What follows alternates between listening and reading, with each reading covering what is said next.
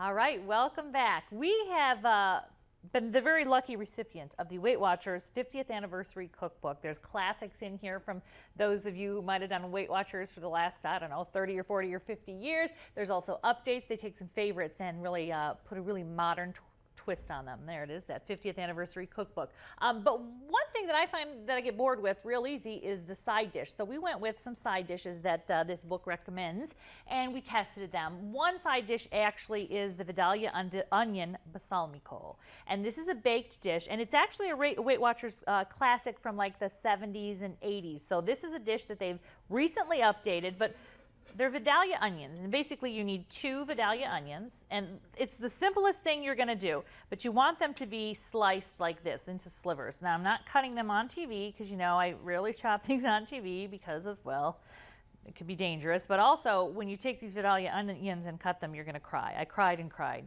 I mean, Josie can verify my tears were flowing when I chopped these up. But you want them to be in slivers like this, okay? That's all you do. You put it into a baking dish, and that's it.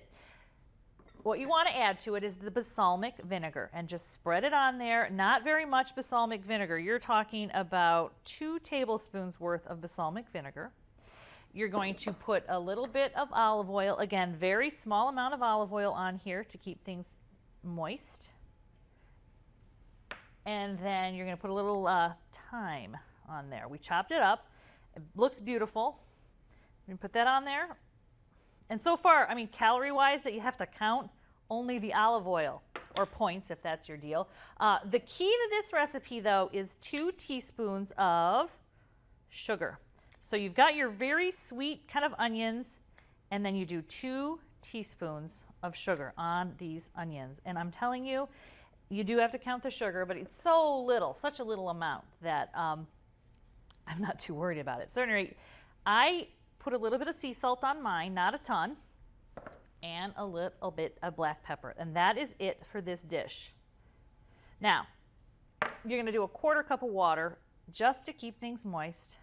You're going to have an oven that's up at about 450 degrees. I'm just going to move this around a little bit so that it gets down to the bottom.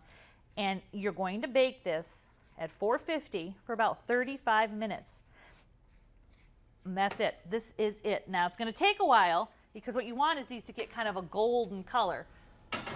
And every, I don't know, 15 minutes or so, maybe add a little bit more of that water. So I started out with a 1/4 cup of water, but add a 1/4 cup at a time to keep things nice and soft. You want everything, you don't want them to dry out, you want them to stay moist. Okay, so that is a huge recommendation. I love the recipe.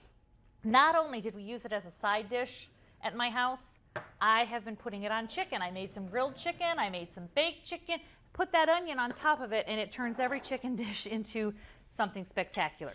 All right, the other item that we found in the cookbook that we love is a green bean, tomato, zucchini, corn, succotash. And again, you have hardly any ingredients you need to worry about when it comes to your diet. We melted about a tablespoon of butter, and actually I cooked the green beans earlier. We didn't have time for that, but buy fresh green beans, cut them to about 1 inch, 1.5 inches, boil them for about 3 minutes, then put them in cold water because you don't want them cooked, super cooked.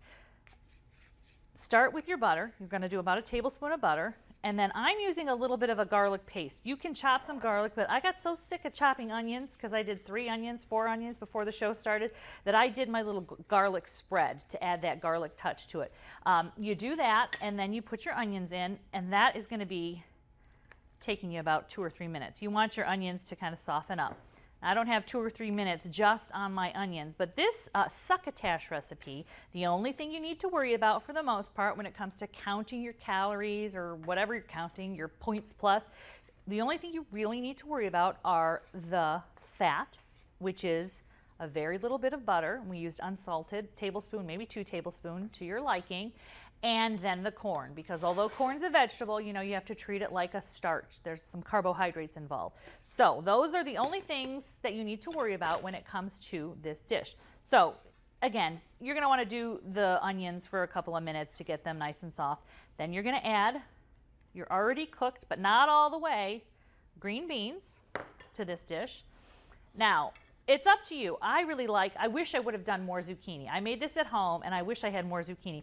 To me, when you cook zucchini, it sort of substitutes for a potato feel. The consistency of it is just, I don't know, it fills me up in a way that if I'm trying to cut down on my starchy vegetables, a zucchini will do the trick. Okay, so I'm going to turn this up a little higher, my burner. But that's it. So once you get your softened onions, then just add all your ingredients. You're probably going to want to put your tomato in last. This is my zucchini that I pretend are potatoes, right? And those are all that's just one zucchini. It's quartered and then cubed. It's looking good, isn't it? Corn. And if you don't want to do the corn, but that kind of makes it a succotash, but if you don't want to do the corn, that would be something that I would eliminate if I was a little bit worried about my carbs. We've also cubed the tomato. I have 2 tomatoes here. Drain your tomatoes off a little bit because they're so full of moisture that I sit them on a towel and let the water come out. And finally, the 2 super duper ingredients that make this thing go from just your average side dish to something with a little punch.